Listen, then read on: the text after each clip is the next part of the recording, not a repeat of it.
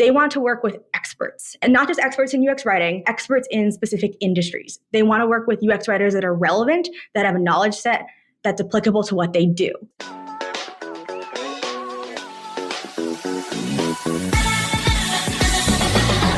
This is Writers in Tech, a podcast where today's top content strategists, UX writers, and content designers share their well-kept industry secrets. Hello, everyone, and welcome to Writers in Tech, a podcast that's brought to you by the UX Writing Hub, which is the leading UX writing and content design training in the world. If you're interested to get into UX writing, check out our free course at uxwritinghub.com. We have also the UX Writing Academy, which is a certified program for writers in tech. Today, we have a very special guest. Her name is Slater, and she's the gig gal. Slater Katz, how are you? I am doing well, Yuval. I'm so excited to be on Writers in Tech. I've been listening for a while. Thank you so much. It's amazing to have you. I've been following your work for a while, so it's very exciting. We had an event together not that long time ago for our community, and now we're going live with a podcast episode. So that's fun. Yeah. So before we start, I'd love to ask you a little bit about your background as a freelance UX writer. Definitely. So I was not always a freelance UX writer. I was not always a UX writer. I'll take you back to college where I started out. I went to Fashion Institute of Technology in New York, and my dream was to be a fashion journalist. So if you know Vogue magazine, the editor-in-chief is Anna Wintour, or was Anna Wintour. You can tell I'm not in fashion anymore, but I wanted to be her. I wanted to work in fashion, be a journalist, but that didn't happen for me. I ended up in like email marketing and CRM kind of stuff, customer relationship marketing, and wasn't loving what I was doing, but kept climbing the ladder there because, that's what you do, and eventually became a 24-year-old director of customer relationship management marketing for a beauty company, and was not qualified for the job, hated what I was doing, and was just kind of in a moment like, oh my God, okay, I have to decide here. Like, I can choose to live life on my terms and have a career that is fulfilling and passionate and supports me, or I can continue down this marketing path in this role that I'm 24 and not ready for. So I quit with no plan. And I decided my favorite part of my role is the writing part. I got to write emails and stuff like that. So I figured I'm going to figure out what it's like to be a freelance writer. And so I quit with no plan, and I just started figuring out how I could find clients. I originally started with blog writing or content writing, and my first two clients were someone from my improv class and someone who I just randomly found on LinkedIn. Yeah, just someone I randomly found on LinkedIn from an ad, and I was making pennies in comparison to my director job, but I was like really finally engaged in what I was doing and loving what I was doing. And I was determined to figure this freelance thing out. So I kind of leveled up the blog writing, got into copywriting, landed a copywriting client called Twine, and they said, hey, like, do you also do UX writing? And I knew what UX writing was, and I told them, I'm happy to learn as I'm working for you and figure it out on the job. And that's kind of what I did, and fell in love with the UX writing side of things and how the approach to problem solving. And then I went on to contract for companies like Netflix and Fitbit as a UX writer. So my goals with freelance and my career is I want to make more, work less, and reach financial freedom and independence. And the best way I found to do that would be to open my own business, my own UX writing freelance business. So I opened my first consultancy, which was writingforfinance.com. And I was a freelance UX writer for fintech apps and landed clients like Chime and Verizon Financial Services. And then kind of like Amazon, they started out with books, and then they expanded into, everything. I started out with fintech, which gave me the baseline to then expand into just growing startups, which is my current consultancy made by Slater.com, where I help growing startups. And then most recently, I launched my newest venture, The Gig Gal, which is basically helping UX writers, freelancers, everyone do the same and to help them make more, work less, and live life on their terms with freelance UX writing. Nice. What a great vision right there. And what a journey. Yeah. I mean, it's amazing. Definitely been a journey. I remember last time we've talked, you told me that you moved to like a quieter place, right? Like more of a suburban. Where did you move, by the way? Yeah, so we left. It's been a whole journey post-COVID. My partner and I, we left California, went on this road trip, and we lived in a tiny house in Washington for a bit, and then we spent time in Ames, Iowa. Then we spent a year in Bozeman, Montana, and then we just bought a house in a town called Appleton in Wisconsin. And that's where you live today. Yeah. How do you like it so far? We love it. I mean, it's definitely like, it's funny, through the whole journey of leaving California, I've gotten used to a slower pace of life, and the cost of living difference is also amazing. So it's definitely a very comfortable, like easy lifestyle where you like things don't get in the way. It's just kind of, I can live life and not have to think about it so much. Mm-hmm. If that makes sense. That's amazing. Yeah. Like living in, I'd say, in your own terms, in your own schedule. I really like that. Yeah. So what I know about you is that you really mastered the area of UX writing freelancing. And we have many listeners right now. Few of them people that want to get into the field, right? People that like are not UX writers at all. They're doing the transition right now. People that maybe want to work full time one day in a company like Google or another tech company, or maybe people that want to be freelancers one day. What would be the challenges when it comes to freelancing? Yeah, definitely. So I'll kind of bounce around here because I feel like there are just challenges in general, but then if you're coming from like the Googles or a current UX writing job versus if you're coming from like not UX writing, you'll find different challenges.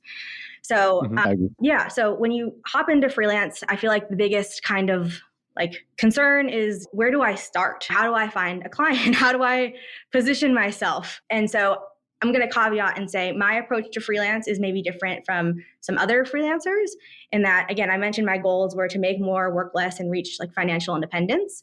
And so with that, like my approach is starting a business and less so being a service provider. There's nothing wrong with being a service provider. It's just caveating my approach to freelance. And so if you want to get into freelance, my first kind of like advice would be to figure out what your goal is with freelance, because that's going to like play into how you structure your freelance life. So for example, if you are looking to be similar to me, make more, work less, reach financial independence, going off on your own and finding your own clients and building your own business and niche and positioning and marketing, that will be a route for you. If you are looking to maybe just like not be as involved in a company, but still work full-time hours and have that more like just dependability, so you're kind of like a full-time employee of sorts, contracting and being a service provider might be more for you. And so if you want to get into the business side of freelancing and think in that way to reach goals like I have, first off, when I talk to startup CEOs, clients, etc., this is not just my advice, it comes from them.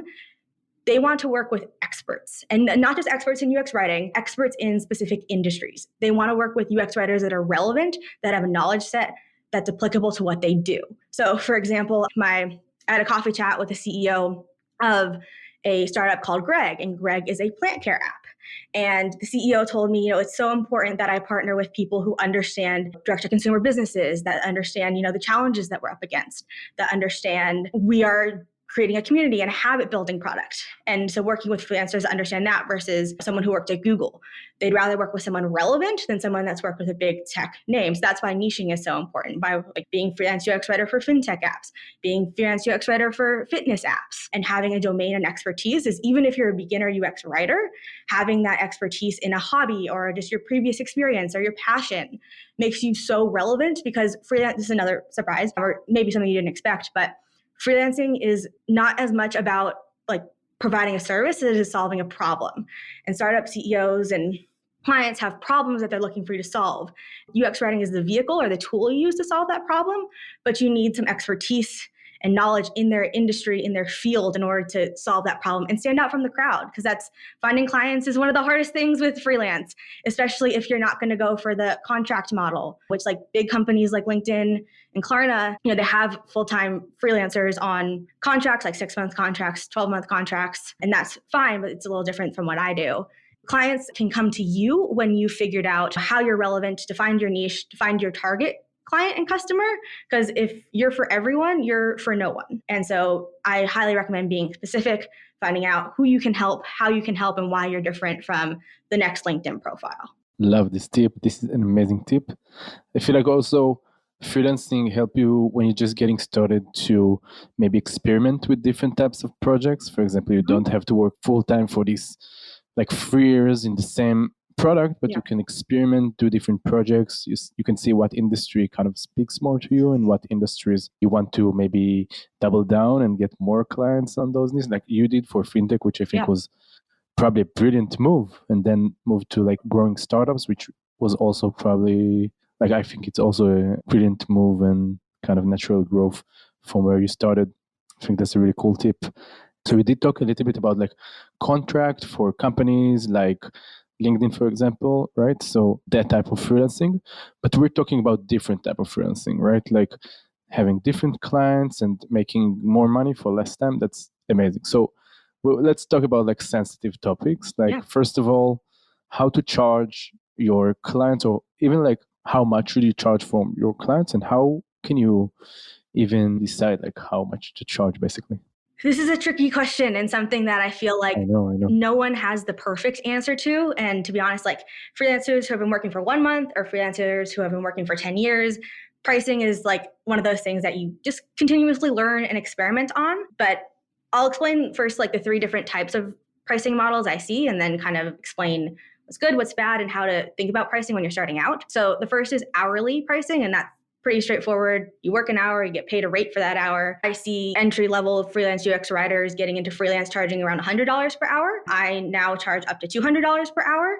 But the reason why I don't like hourly as a method is because it's exchanging time for money. And if you work 20 hours one week and 10 hours the next, you're going to have unstable income, and you're not really going to be able to feel like a comfortable human every day because you're not going to be able to depend on what you're making. Another reason why I tend to, like, I don't work with as many big tech companies anymore is they're usually structured to only be on hourly. That's how they work with contractors. So it's a choice you can make, but I tend to avoid hourly. It can make sense to do when you're starting out just to get your foot in the door, but I avoid hourly.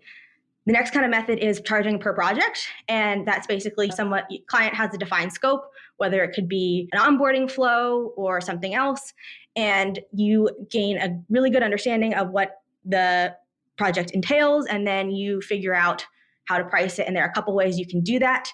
The easiest way is to take your hourly rate and then kind of take how many hours you think it'll take and then multiply that and maybe add a little padding just because things always go wrong. That's one way to do it, and it's the easy way to get into it. The way that I actually recommend doing it is more of the value-based pricing model, which is more complicated, but basically it entails figuring out what value the client stands to gain from this project, and then figuring out what percentage of it you think you deserve as a cut, like in exchange. So for example, say you're working on an onboarding flow, and by decreasing drop off on this onboarding flow, the company stands to increase revenue by $1 million.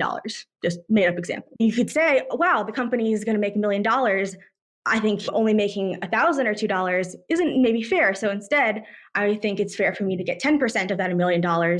It's $100,000, which is a lot of money for a project. Yeah, which this is, again, a made up example, but it's just to show. It made sense. It makes sense. You have a lot of like success-based project providers.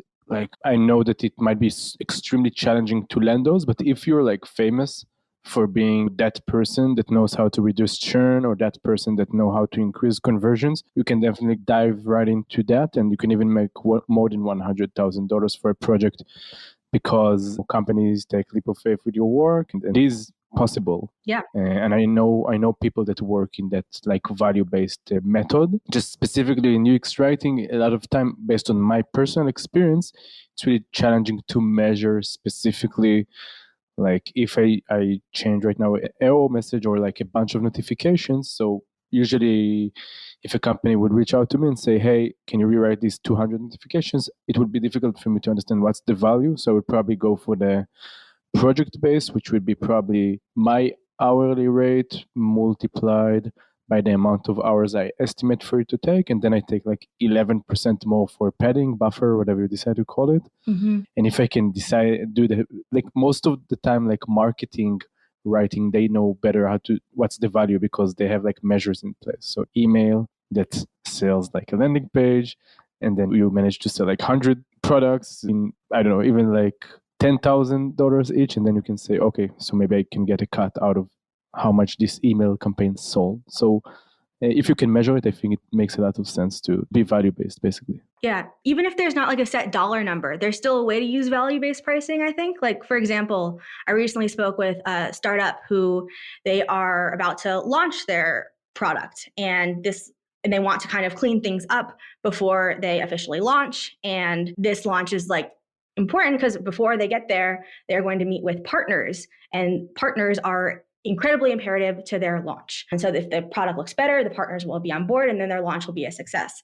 So it's asking questions like, what's the risk of failure, if you don't get these partners on board, and they would say like, it's detrimental. This is like required for us to launch successful. Great. Well, if you do launch successfully, what does that look like to you? And using that as a gauge, and maybe you can't get to exact number, but you'll understand the level of importance that this project has. And you can use that to kind of gauge the value and understand, instead of just translating an hourly rate to a per project rate, how you can charge more on a value based on maybe productions they have, and again, how imperative the project is to their success. Amazing. And okay, so for example, let's say that right now someone reached out to you and they want to do a project, you have your pricing in place. So what would be the most common way for you to charge people? Yeah, so it kind of depends on the kind of client I'm working with, but I work a lot with seed stage to Series B companies. And as it goes, a lot of these companies don't have a UX writer or never have had a UX writer touch the product. So how it kind of works is they'll have a specific problem that they need help UX writing to solve. And we'll have maybe a starter project where we'll kind of figure out how we work together, if it's a good fit, just to start the relationship and see if it's a good fit. Because sometimes, it won't be a good fit just for personalities or working styles, etc. So if that first project goes well, then what I like to do is, instead of hopping into an hourly arrangement or something like that, is to do a string of projects. So it also gives things a distinct focus. So it's like, okay, we did project A, completed, everybody's happy. Okay, well, let's see what else is on your roadmap. Okay, there's project B. Great. Project B will take 3 weeks. Great. We'll look with this for 3 weeks. And then kind of toward the end of week 2, we'll say, okay, well, let's start planning for project C. And so it's kind of stringing projects, and that accomplishes goals of one, I have one focus at a time. So I'm not bouncing around to different tasks, and less like a full-time employee where you're asked to do many different things.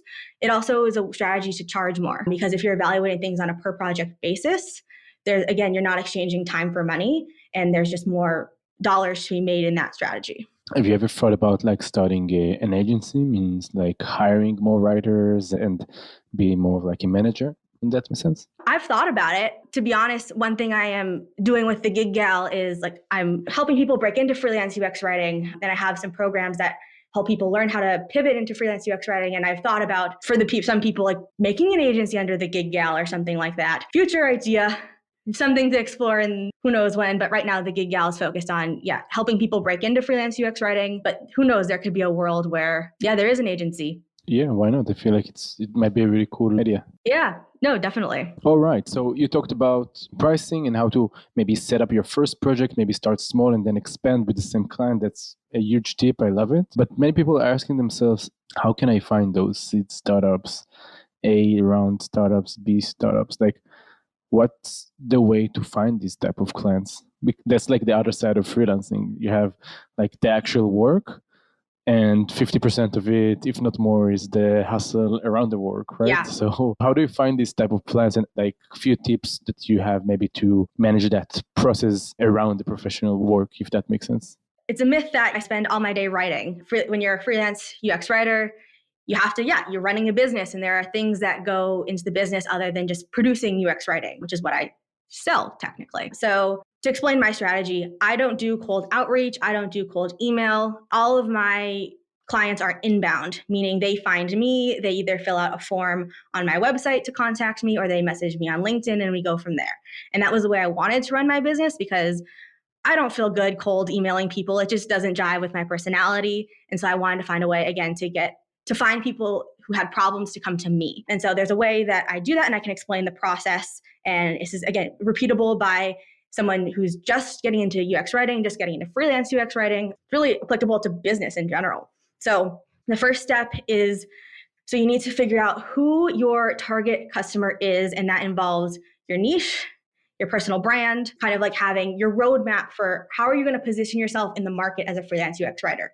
Because if you look at LinkedIn and search freelance UX writer or freelance anything, you're going to see just freelance UX writer, freelance UX writer, freelance UX writer. There's no way to really know who to click on. Same with Google and et cetera. And then once you have kind of your positioning, your messaging, and then you're going to get into marketing, and you're going to build out a website. Basically, the goal is to create a sales machine. And so you have a website that is more of an experience than a landing page, and kind of coaches someone as to how you can help them, how you understand the depth of their problem. There are layers within that website, and I'll explain that too.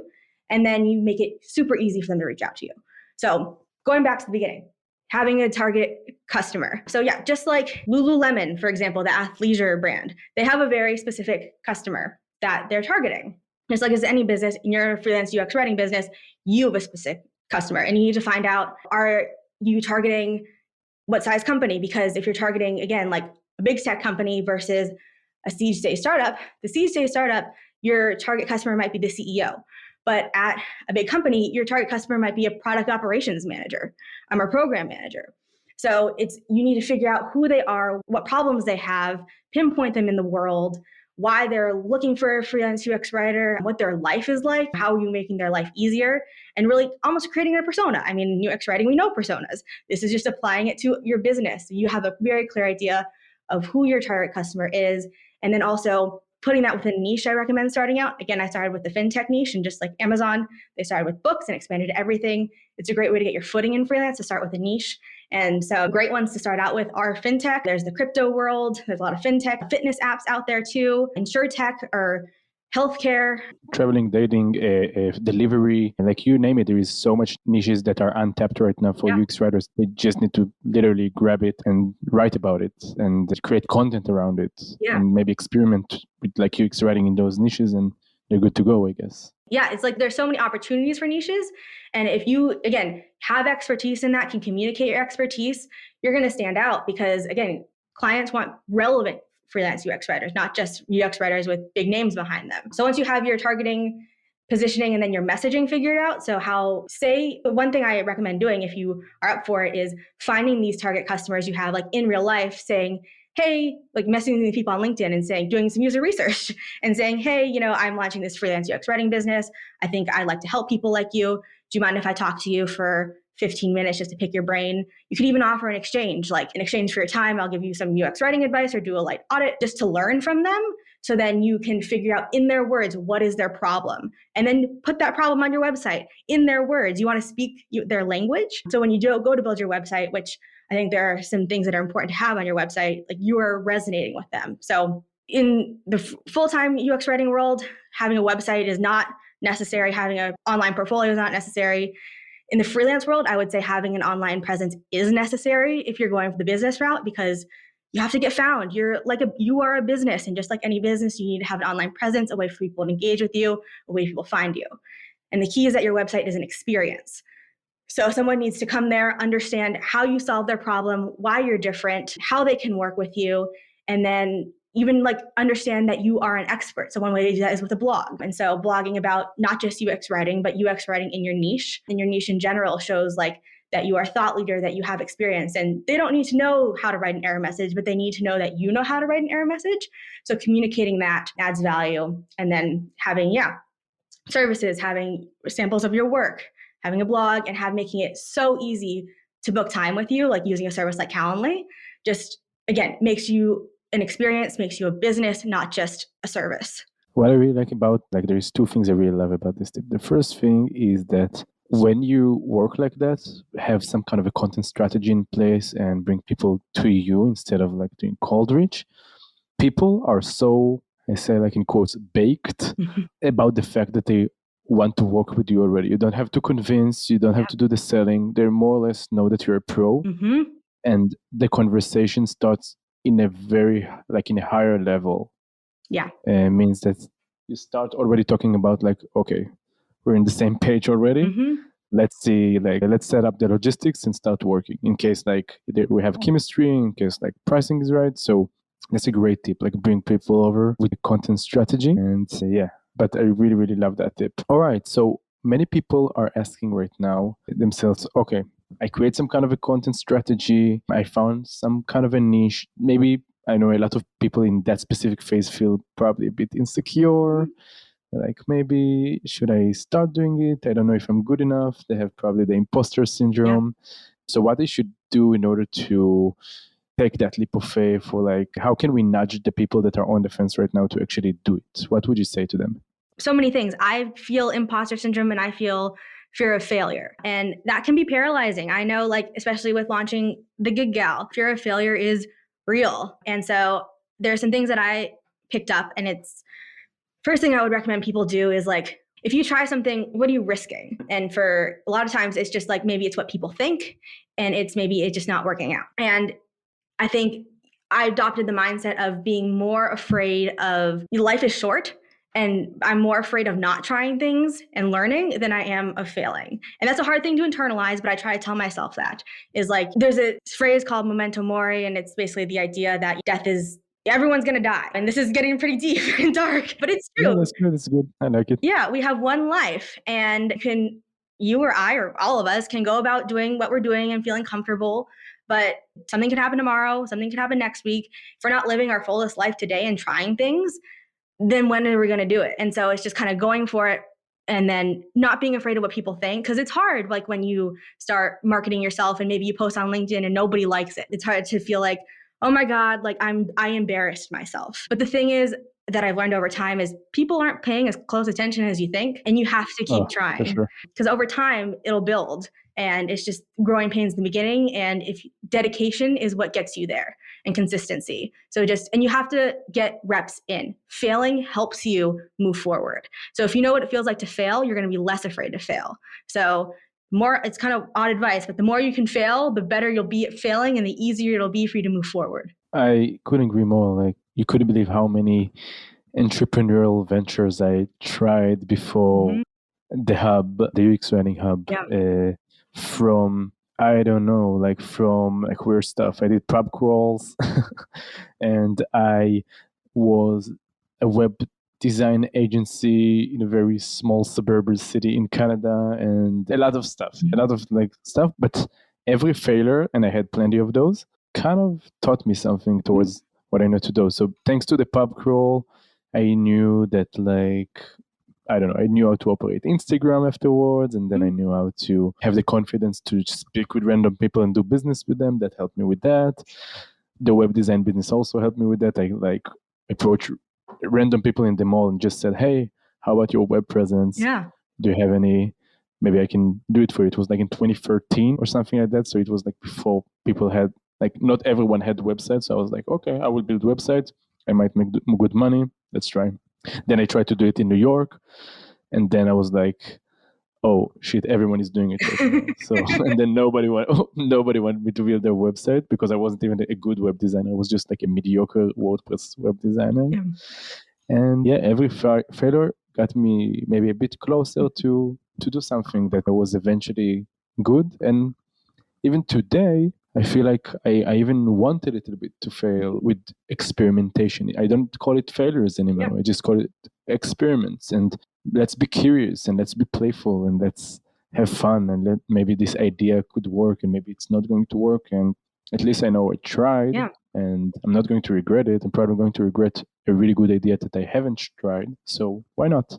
Yeah. I like what you're saying about like experimenting and playing. I think if you see it as the world or freelance or business is your playground, kind of takes the seriousness out of it, which again makes it more approachable and less intimidating. If it's, I'm just experimenting, I'm just playing around, versus I am doing a serious business that needs to be successful. It's a different mentality. Exactly. And the world is your playground, and think about it. You have in your pocket largest source of information that humanity ever had, just right in your pocket, your phone.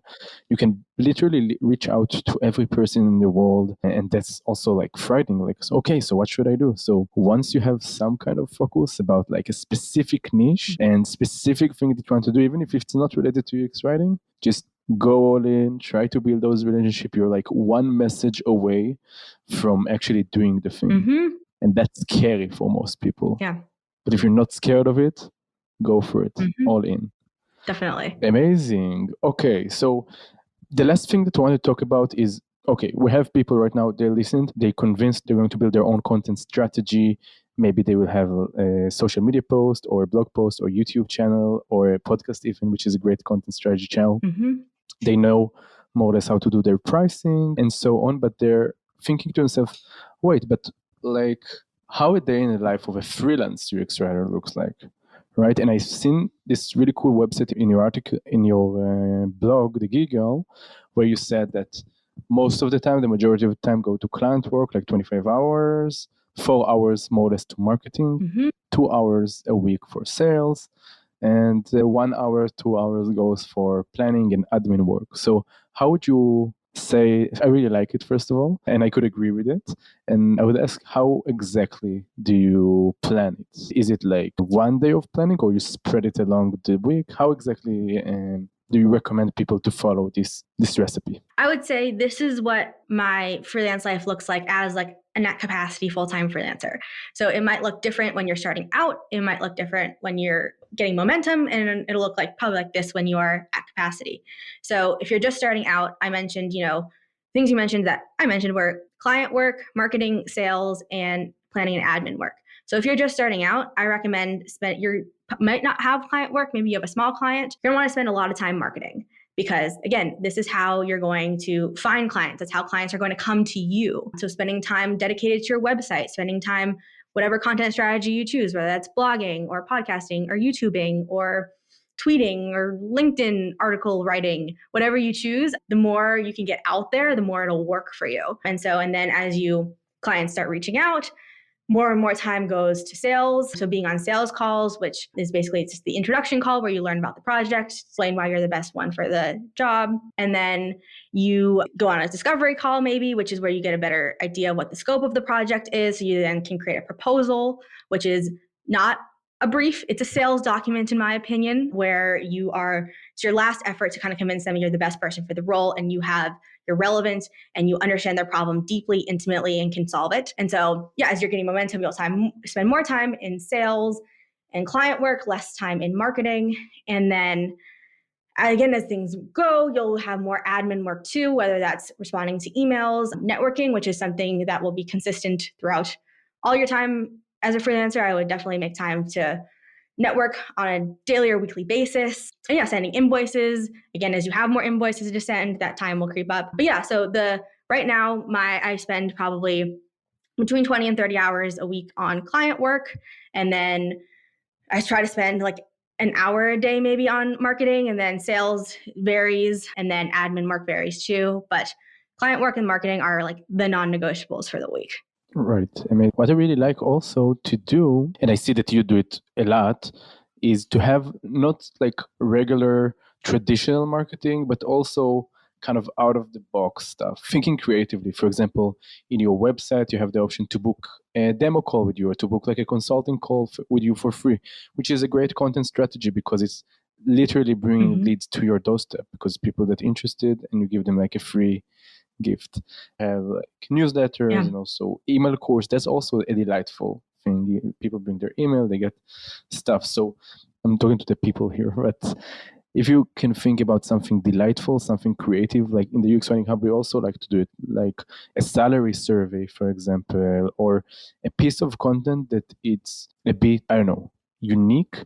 So that might help you to land that first client. If right now, I'm referring to what you said at first, that if you don't have a lot of clients, or if you have low capacity of clients, your work is to find that client. So if you're in that phase right now, which is most people that just getting started, so I recommend to do something out of the box, something creative, maybe interview some professionals from your niche or something like that is delightful for the audience, and that will probably help you with your content strategy efforts.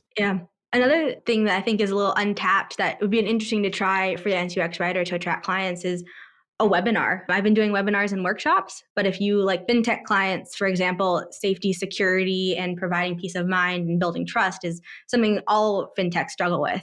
If you maybe decide to host a webinar as a fintech freelance UX writer, is, in 30 minutes, learn how to increase the safety and security of your product, your feeling of safety and security in your product so users feel trust and peace of mind.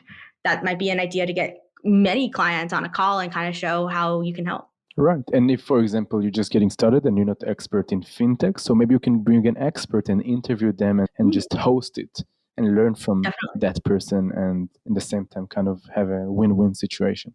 Yeah, I love that idea. All right, getting into the end of the interview, I'm having a lot of fun here. Thank you, Slater. Yeah. I saw on your website also a really cool post about, so you're talking about those freelance marketplaces like Upwork and why you shouldn't be there. Yeah. In your opinion, right? So you have different freelance marketplace like Fiverr, Upwork, in case you're not familiar with them. So it's places where you can offer your service as a freelancer? And what's your take, Slater? Why do you think it's not the best ideas for freelance UX writer? Yeah. So I am, again, this is my opinion. I agree with you, by the way. I agree with you. Yeah, but this is our opinion. But yeah, so Upwork definitely favors clients. And what it does is when you make an Upwork profile, you have to spend time on the platform, building your presence, gaining momentum so that you can then submit a proposal, spend time building a proposal for the opportunity to interview with a client that you might not get. So you could spend tens of hours on Upwork and not find a client versus you could spend those tens of hours building your own personal brand, building your own web presence, building your own business and get clients coming to you. And so Upwork also takes a cut of your money. It goes up to 20% of your earnings. So it's a lot. I didn't know that. Yeah. And so again, you're spending time to find a client through a platform that's taking part of your earnings.